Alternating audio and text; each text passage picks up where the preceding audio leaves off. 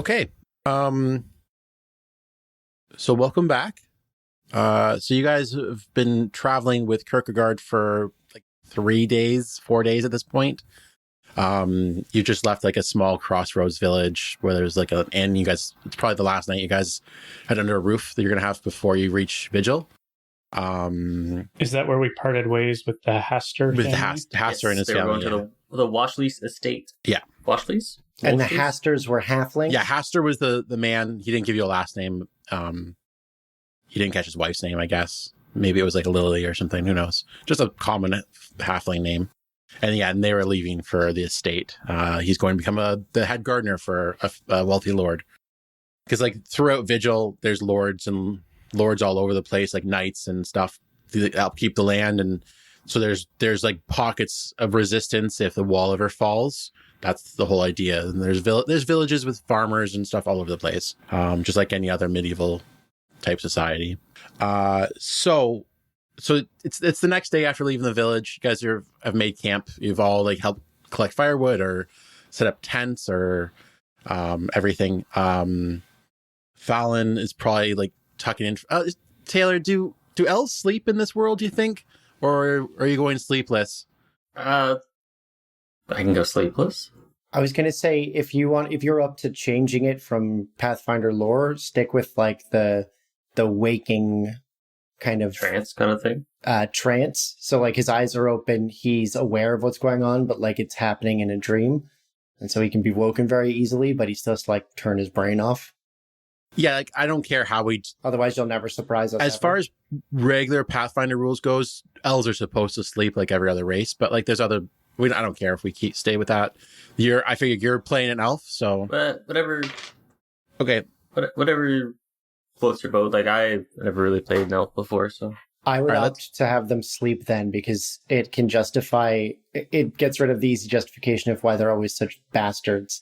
It's like they never sleep. Oh, so they're never. Yeah, no, that sucks. That's why they're such bitches. I'm fine with just sleeping still. Okay, well keep elves as sleeping, so we're not stealing from anywhere else. So elves are sleep like anyone else. So Fallon and Bert have tucked in for the night. So Fallon will get woken up in the middle of the night at some point to do middle of the night watch. Loman will start, and Bert does the morning watch, like the early morning watch. So that just leaves Kierkegaard and Loman around the fire. So Kierkegaard's just finishing the last of the stew you guys had made that night, and he's just staring into the fire right now. I am just like, I'm on the exact opposite end of the fire. And a notable thing about Solomon is that he's always like shoulders in, even though he's very big.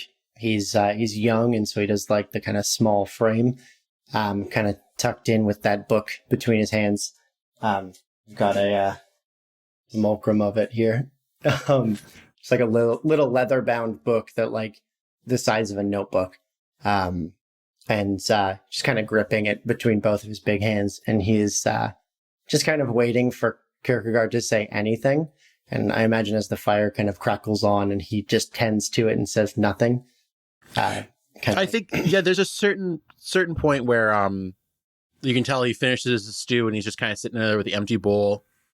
He finally like takes his eyes away from the fire, looks down at his bowl, and he looks up at you and, Loman, what's that book you always have with you?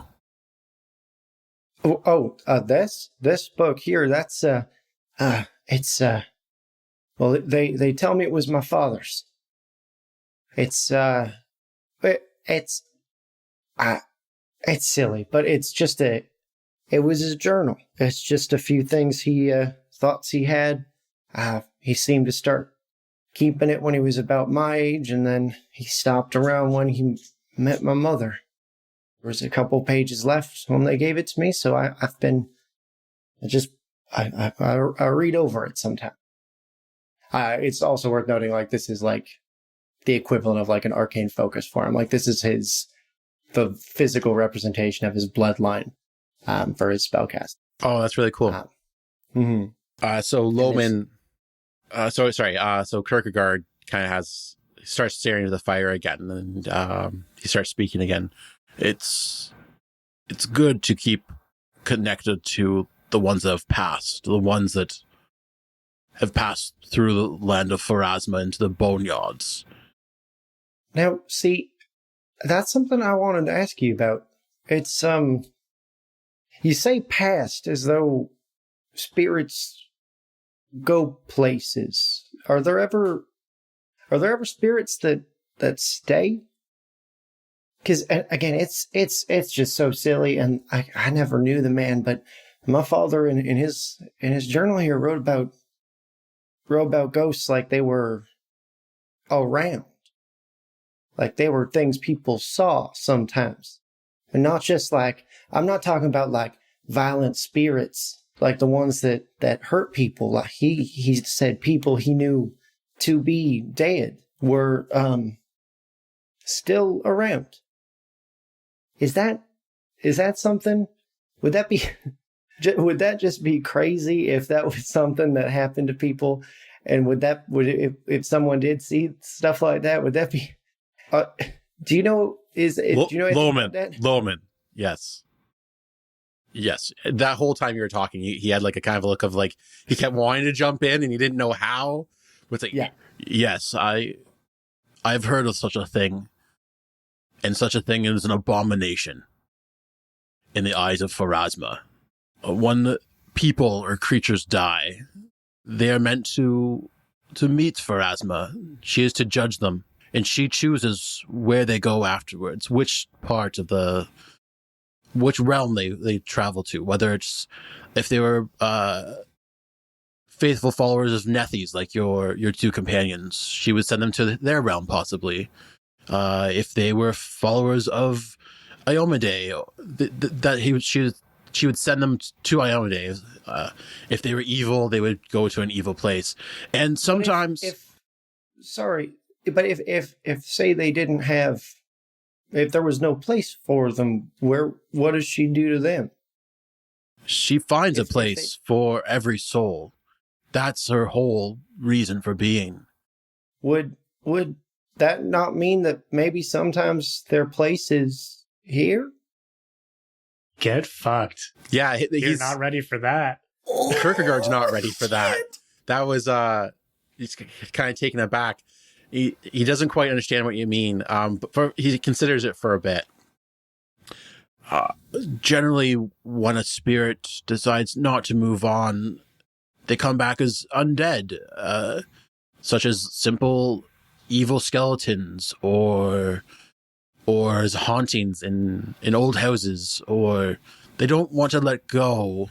But it is my job and jobs of my brethren to eliminate such abominations. Now I guess just one more question. He's like rigging the book in his hands, like it's rolled up like an old magazine. You said haunted. Is it ever the case that people like you or I or our friend the monk and the cleric there, could people be haunted? I've never heard of people being haunted. It's usually places. I know there was back in Throne Step a few years ago, a baker was horribly killed in his own shop. He was shoved into one of his ovens, actually. And me and my brethren had to go in and exorcise his spirit from the space. So he haunted his own bakery afterwards.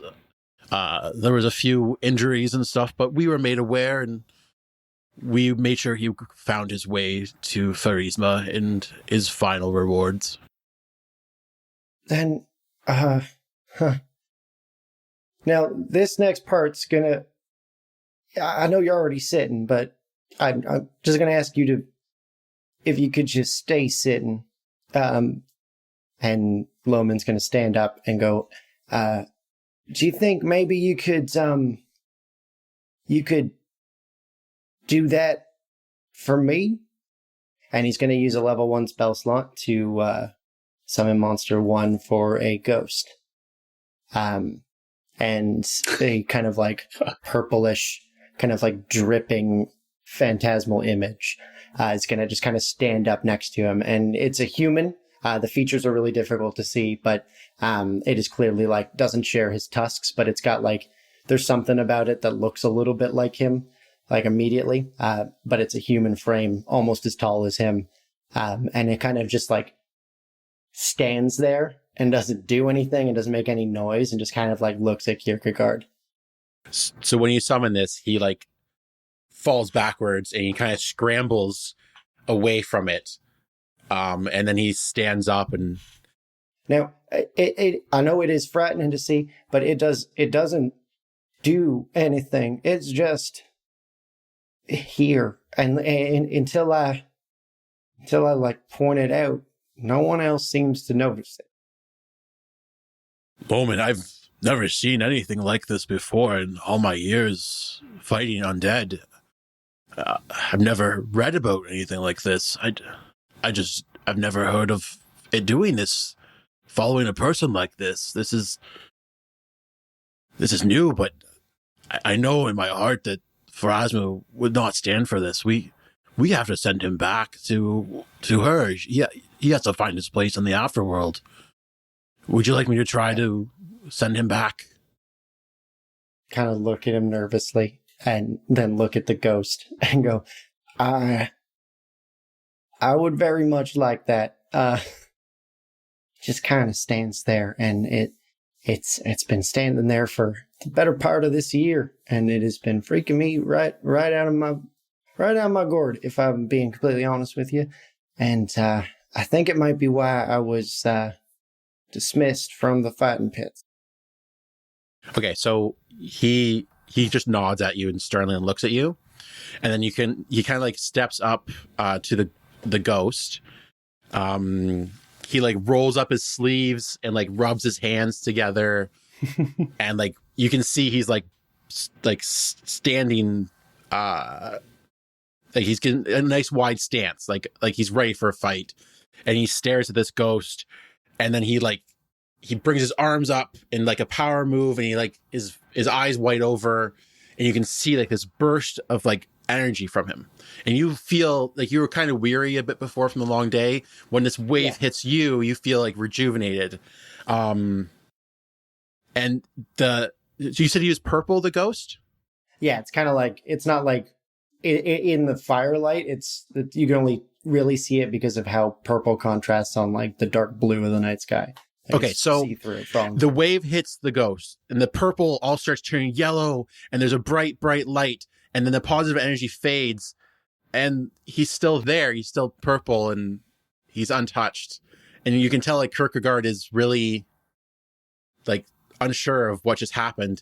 And he tries it again. He does the same motions. You get blasted with another wave of positive energy. There's more yellow light, but your ghost is still there. And he's not sure why. And he sits down and just looks at your ghost, and he says, Loman, I don't understand. It's not like any other undead I've encountered before. What is it? Well, I was really hoping you might be able to tell me that, sir. And kind of as either the timer on the spell, because it's only a couple minutes, or as I dismiss it, it fades away. He just seems mighty uncomfortable. I think it would be nice to do something for him, but he's just kind of sticks. Loman, is this your father? I would have no earthly way of knowing. I would have no Golericon way of knowing. Try again, Golericon. I would have no Golericon. I would have no material planely way of knowing such a thing, sir. You've given me a lot to think and to pray about tonight. Go ahead and tuck in early. I'll finish your watch. I'll wake up Fallon. I have some thinking to do, and I think me and your companions will need to talk tomorrow morning about why we're all here. If you'd be kind enough to keep my specifics a secret for me, sir? I didn't mean to trouble you with them if they were going to be such a weight on you. But it's no trouble, Loman, and your secret is safe with me. We'll discuss things tomorrow. Best get some sleep now. It's been a long day on the road. Thank you, Mr. Kierkegaard, sir. Yeah. And he stands up and he gives him like the little like the equivalent of like the whatever our band of carrot pokers is salute is. And as he's walking to the tent is already like scribbling in the last couple pages of that notebook. I yield my time. I am very excited for Shaman King Solomon. Such a good comic. Right? Okay. So, yeah, you tuck in for the night, and you're all three sleeping. It's the first time the three of you had to sleep at the same time, actually, since this adventure started, because usually one of you's on watch, at least. And as a spoon system, we do fit like Russian nesting dolls. Got the gnome. Dicks and butts. Yeah. Gnome, elf, half-orc, all spooned up. So, warmth. So you fall asleep, and a dream comes to all three of you. 4 men in steel masks make their way through a dark forest. They slowly pick their way down a steep hill into a dry creek bed with steep banks. They approach a large stone door set into the side of the bank. It is night. They each wield a torch to light their way. The door swings open easily. As the men enter, the last one in line takes one last look around, make sure they aren't being watched before he heads into the unknown. They make their way through the old crypt, carefully avoiding traps and creatures that block their way. There's a fight. One of their members is killed by a creature, but the other 3 survive and head a different way. Eventually they find themselves in a large chamber with a stone sarcophagus. The 3 men descend upon the tomb with pickaxes and crowbars.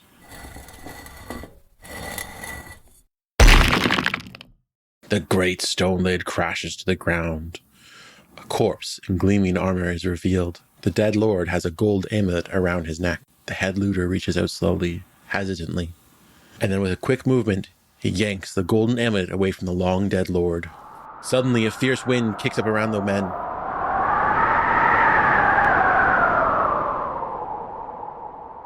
Dust is everywhere.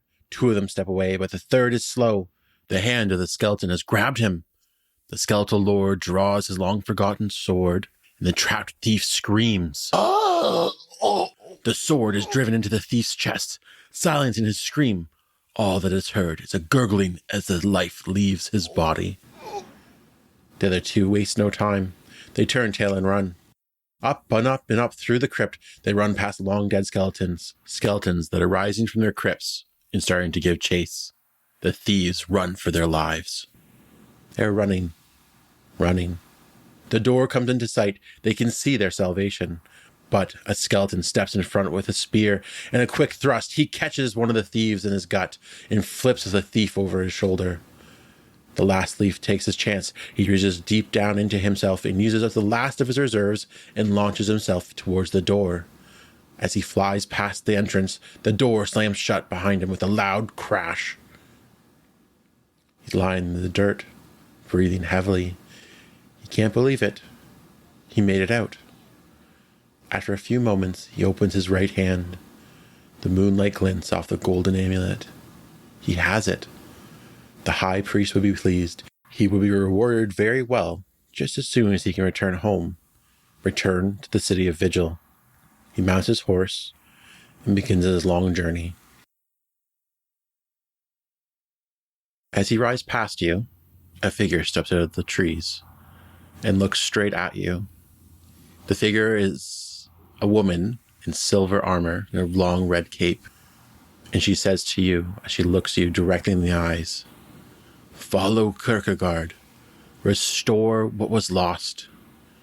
Beware the living God."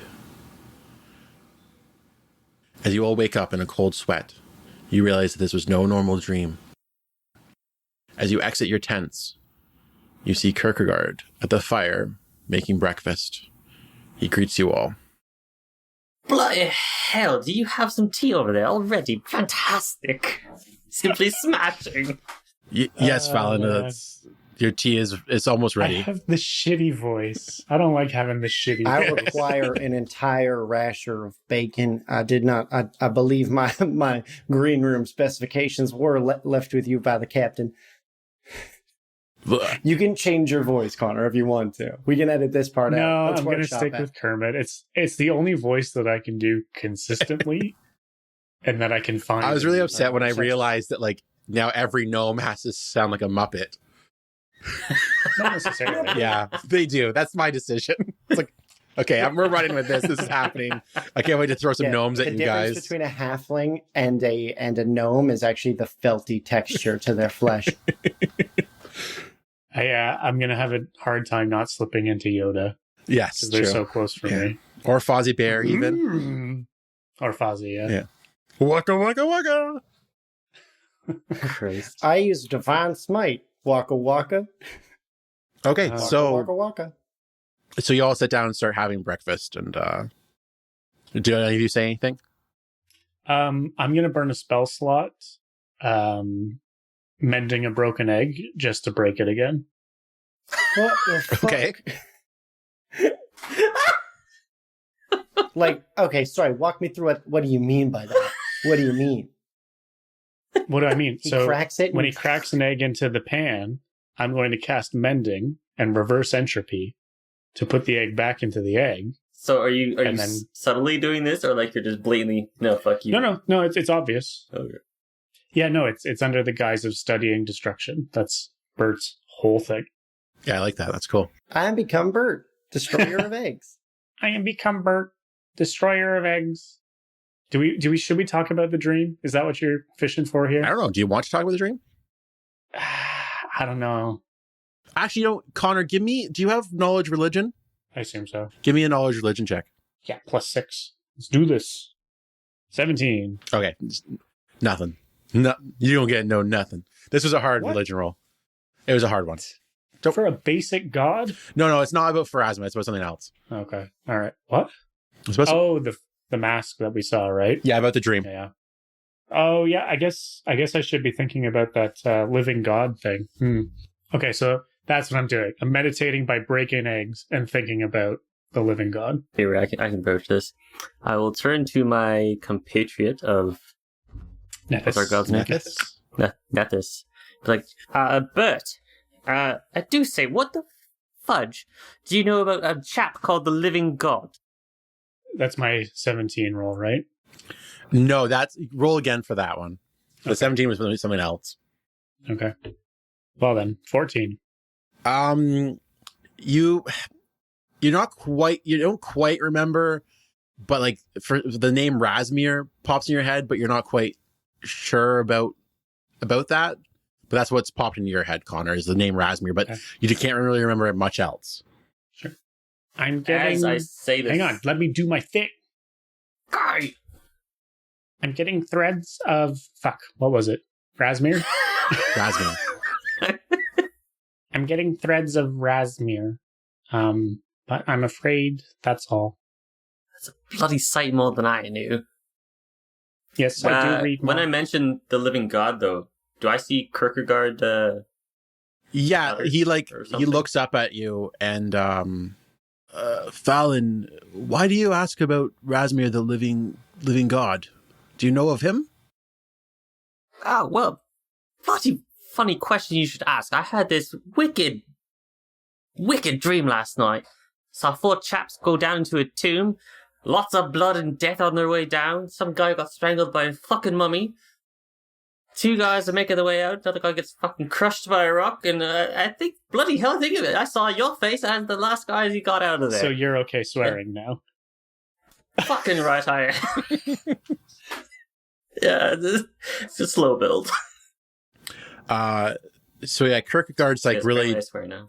that's what happened at the end of the dream again? Sorry, Fallon.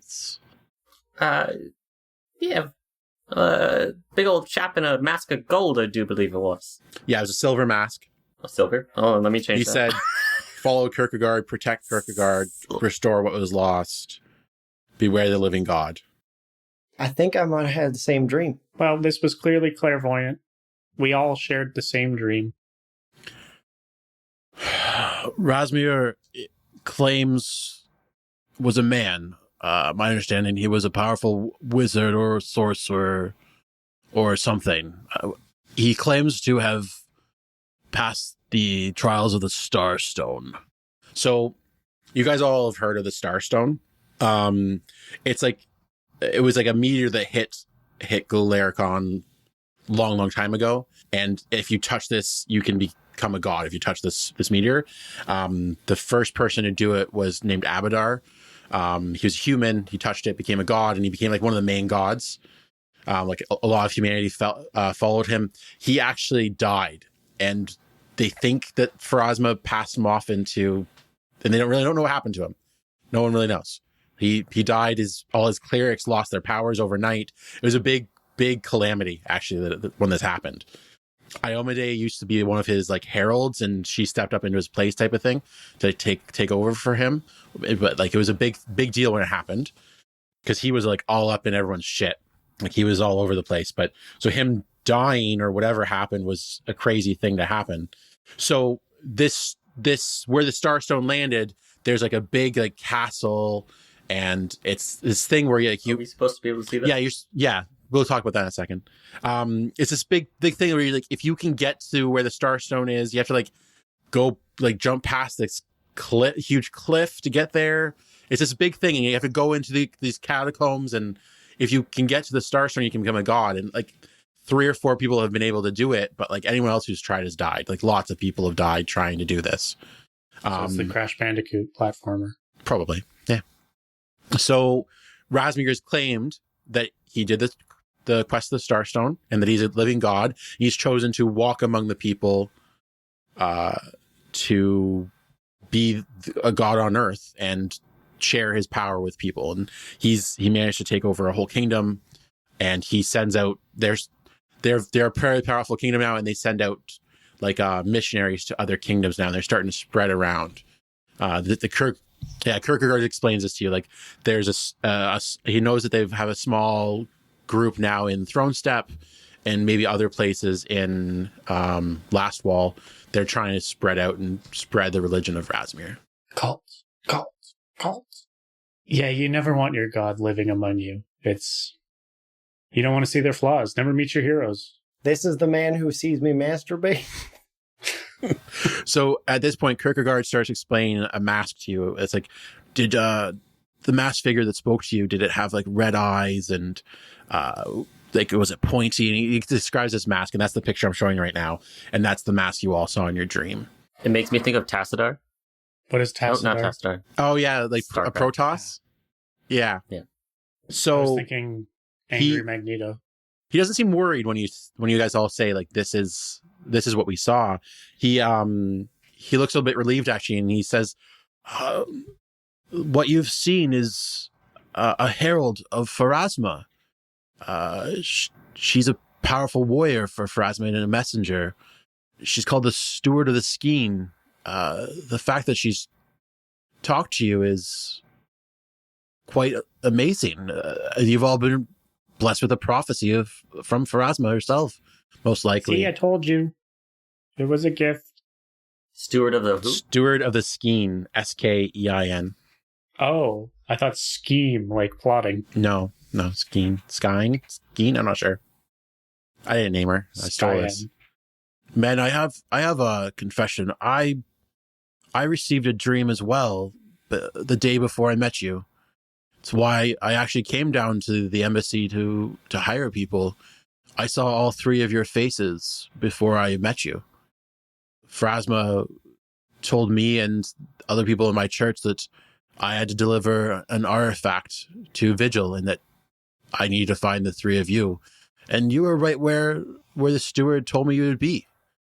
And I think that our fate is intertwined in some way. Pharasma is mysterious. She works in different ways, and she does prophecies and deals with fate. And I think our fates are intertwined. We have a journey to go on together. I think it's going to go beyond Vigil, but we'll see where it take us. This is my first time being spoken to by a herald. It's actually quite exciting. That's for someone in my position. I've dedicated my life to Pharasma. This feels like it's finally for a reason. But anyways, we must continue along our way. Start packing up camp, fellows. I'm gonna rest for a bit while you get everything sorted, and we'll hit the road as soon as you're all done. And with that, he stands up and throws the last little bits of food he has in the fire, and he goes late and lays down under a tree for a little bit because he's been up all night. Hi ho, hi ho. So you guys want to talk amongst yourselves while you guys pack up, or are you guys all done with this scene, you think? Don't think, especially after kind of like oversharing to Kierkegaard, that like I don't think about something else. So it's getting late in the day at this point. You guys had lunch, whatever. It's starting to get time where like you guys would start thinking about getting a camp for the night. Again? We're gonna skip ahead a bit. You have to sleep every night? Yeah, what the fuck is this? Every night you sleep. You're walking through like some like really grassy area. It's like lush. The grass is like pretty high. Give me a perception check. I have a regular 20. There's like a rustling in the grass ahead of you, probably about 60 feet ahead of you. I choose you, Pikachu. Is it a Pokemon? You're not. Yeah, it's a Pikachu. Pikachu jumps out. No, and you also get like some notes on the wind, some like kind of like something musical on the wind, like flutes, maybe a lute. You're not quite sure, but you're more concentrating on this rustling ahead of you, and a big dog jumps out, and it starts like barking and growling at you guys. Is barring the road Fido. that you're on, like the little path that you're on. It's barring the way. It's like really angry growling. What do you guys want to do with this dog? I'm gonna cast Cause Fear. Sure. Is Cause Fear like a targeted thing? Target area.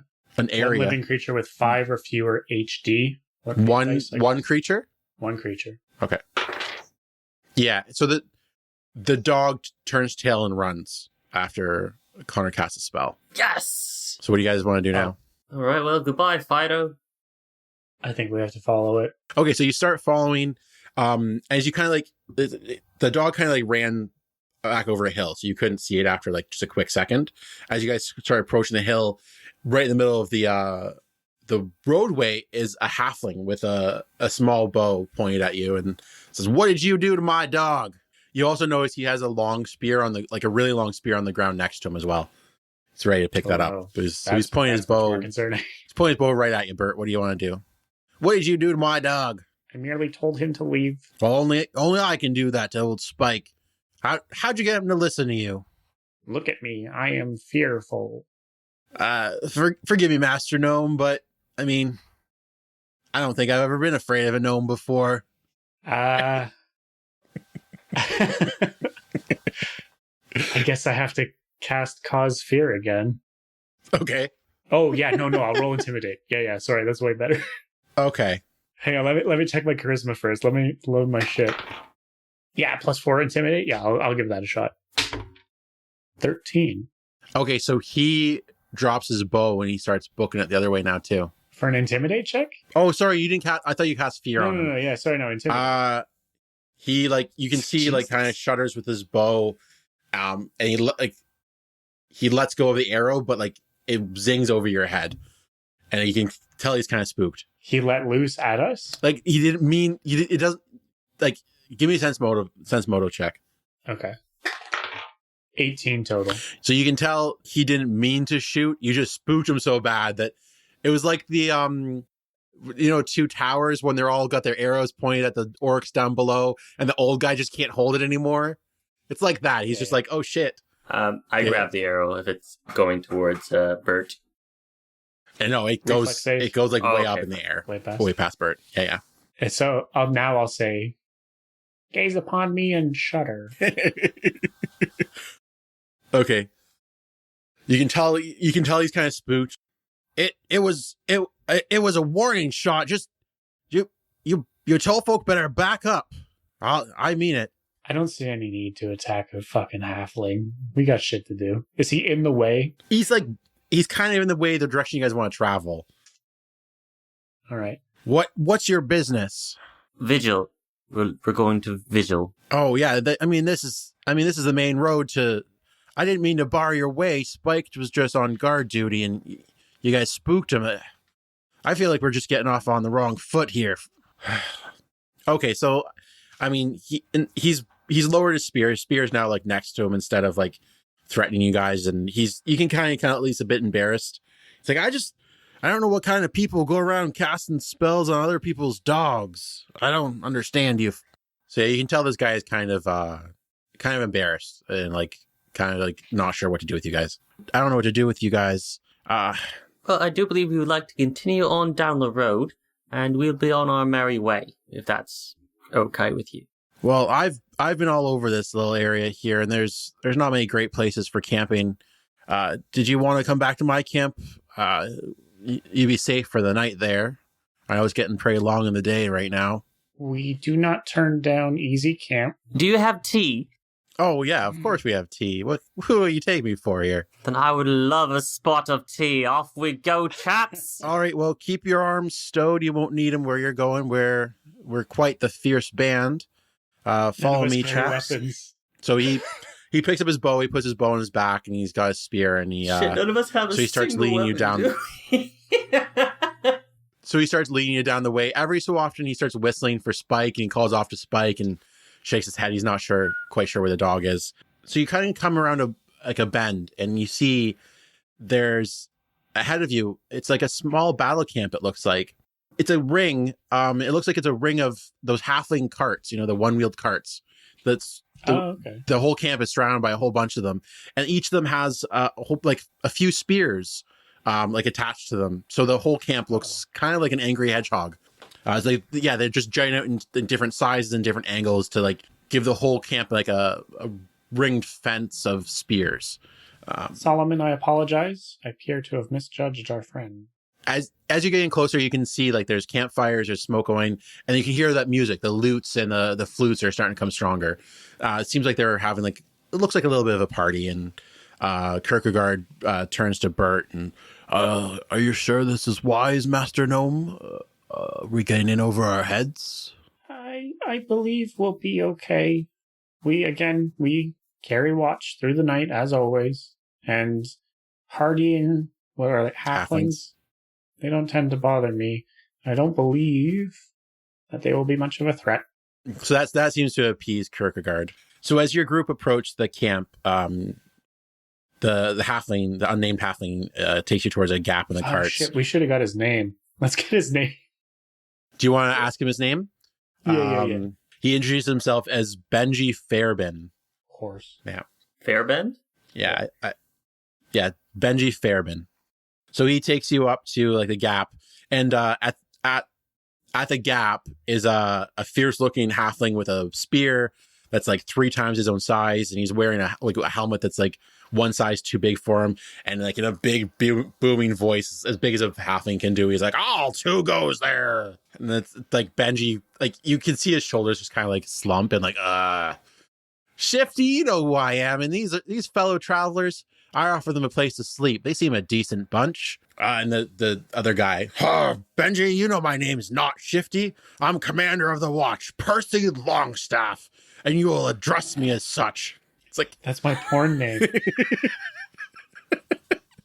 And Benji just says, "Ha, Commander Shifty, more like it." And he waves you guys past Percy, and just like Percy just kind of like grumps at you. So as you guys are walking through camp, random people are like yelling out to Benji about like who you guys are, and he just says, "You guys are fellow travelers." You see him address one guy. He's like, "Hey, Louis, have you seen the sergeant?" And Louis, who's peeling some potatoes, like just jerks over his shoulder, pointing in a direction. Has he trapped a young halfling in the room with him while he jerks over his shoulder? No. What? So you guys are, they're given a place where you can keep your horses, and the 4 of you can just walk through the camp with Benji and leave your horses behind for a bit. Benji, question for you, my friend. Are you a mercenary band, you and your friends here? Us? No, we're shepherds and weavers, actually. We were called by our Lord to battle, and we responded to the call like any loyal serf does. And what battle? I'm sure the sergeant will want to talk to you about that. Actually, he loves telling the story. Wall. You know, there's always some dispute between this lord and that lord, and I keep my nose out of it. The Sarge can explain it to you. It sounds like your nose is pretty deep in it. No, I'm just good in the wilderness, and I generally try to keep watch because the rest of these guys are a bit green for that type of thing. So, but the Sarge will talk to you. Let me introduce you to the Sarge. He'll help you out. So you guys pick your way through the tents. There's running dogs. You can see they're cooking stuff for dinner and everything. And you see towards one side of the camp, there's two halflings deep in conversation. One's wearing like the rough wool clothing and a straw hat. You can tell he's just like the rest of them. The other one he's talking to is like in fine wool trousers, respectable cloth armor. He's got a fancy hat with a dark brown feather. You think this might be the sergeant that he's very dandy. Yeah. So as you approach, you can hear a bit of the conversation. So the sergeant saying, "So no one's seen Otto since midday. Then where'd he head off to? It's getting dark. We might have to send a group out to find him." And then he kind of sees you guys. He says, "Oh, Benji, and guests, tall guests. One a gnome. Ugh. Greetings, friends. I'm Gulliver Roper, sergeant of the auxiliary sharpshooters to Lord Erpingham. How may I be of service?" And he bows. Let me write this down. He pulls his hat off and does a bow. So his name is Gulliver Roper. Yeah. Yeah. They call themselves the auxiliary sharpshooters. Nice. And they're in service to Lord Erpingham. So yeah, he gives you guys a bow and then straightens back up and puts his cap back on. And it's like, okay, so what I gathered from all of this is that they're missing a dude. That's what you overheard, is like a dude named Otto was missing. So he goes, the sergeant like invites you to sit down around like the small fire that's close to there. And it's like, "So travelers, what brings you to our neck of the woods or field?" I guess we're passing through and unfortunately scared Spike. And then Benji here has invited us to camp for the night. Yeah, by all means, fellow travelers are welcome here, as long as you don't cause any trouble. I mean, trouble finds us sometimes, I guess. And he's a bit like, he keeps kind of like looking off, like up a hill that's behind you guys, and you can tell there's like some woods up there. He kind of keeps diverting his eyes distracted. up there. I am. Honestly, I don't know if I have much time to talk with you fellows. One of our friends is missing. He went, I think, hunting for mushrooms up in the woods up there, and we haven't seen him in a few hours. We're kind of getting worried about him. We're new to this area. We're on our way back from serving our liege lord, and we were checking this area out for possible new grazing grounds for our sheep. But so we're not quite familiar with this area, to be honest. This feels like a plot device, so I guess we'll help. I mean, most of the people here are just simple farmers or weavers. I mean, you guys have the look of warriors about you. I mean, we are well-seasoned adventurers. You guys would have your tabards on for, and he actually like says, it's like, "Aren't you the ambassadors of pain?" I do believe is the word you're looking for. Ambassadors of pain. Yeah. That's the one. You guys, you actually, there's a small detachment on the other side during the last little scuffle we got into. No remarks about you guys. I'm sure you're stand-up fellows. I mean, mercenaries just work for coin, right? But I know a few of you showed up to the last fight I was at. Okay, so yeah, the sergeant offers you guys like some nice wool blankets as payment, some chickens. He's got a couple sheep that they could actually give you. He thinks they might fetch a good price in Vigil. Just and say like, "Can you guys help us? Like, we'll pay," but like they don't have a lot to pay with. You can tell. We will handle payment afterwards. I do not feel like grazing sheep. It's like they're good sheep though. They provide a lot of wool. I'm quite sure. Do I look like I need a lot of wool? So as you guys are winding down your conversation with the sergeant, Benji comes back with like a small pot and some bowls and stuff, and he starts giving you guys some soup and stuff and for some food before you hit the way. So he says, "So Sarge, I hear Otto's missing. He took the path up into the woods up there. Do you want me to go see if I can find him?" All right, well, after you're all done eating, maybe we'll head out. Let me go see if I can round up Spike first before we head up into the hills, though. I don't think Spike will come with us. Yeah, he seems like he's pretty good in the woods, so he can probably help you out with some tracking and stuff to find this guy. Oh, I would be very keen to have Spike come with us. I don't know if Spike will come with us. I'm very fearful. He ends up coming back without Spike, and he says, I couldn't find him. I don't know where he went to. We'll have to search for him later too. Uh-oh. So let's head off in the woods without him, I guess. He collects up his gear, says, do you guys need anything? Like, should we bring torches? Like, what do you guys want to do here? I mean, do you have a spot of leaf? Like weed? Tobacco. Oh. Yeah. Tobacco. They would have tobacco for sure. They're halflings, of course. Yeah, halflings definitely have tobacco. Yeah, so he busts out some of that for you and gives you your own pouch of it. What would we normally bring? Yeah, water, torches. I mean, it's getting close to night. Torches. Some torches. Yeah, okay. All right. He packs up a little bit more food for you for the road. You guys... Do you want to give us a cool final line? I think we're near... Yeah. We're at an hour 15. See what I can think of. Yeah, I think like this seems like a good stopping point too, as I was thinking too. I don't know what to say here. That's tough. Like that's putting me on the spot. Like I have to do it every week. I know. It's tough. I usually I stop wherever it feels most good to stop on the best line to stop. So you'll note that it's not always me. Okay, I think I got it. Okay, so Benji moves aside a couple carts, makes some room for you. You can see he slings his bow over his back, and he picks up his spear and starts walking. Then he turns back to you and says, "All right, stay close. Who knows what dangers lie ahead?"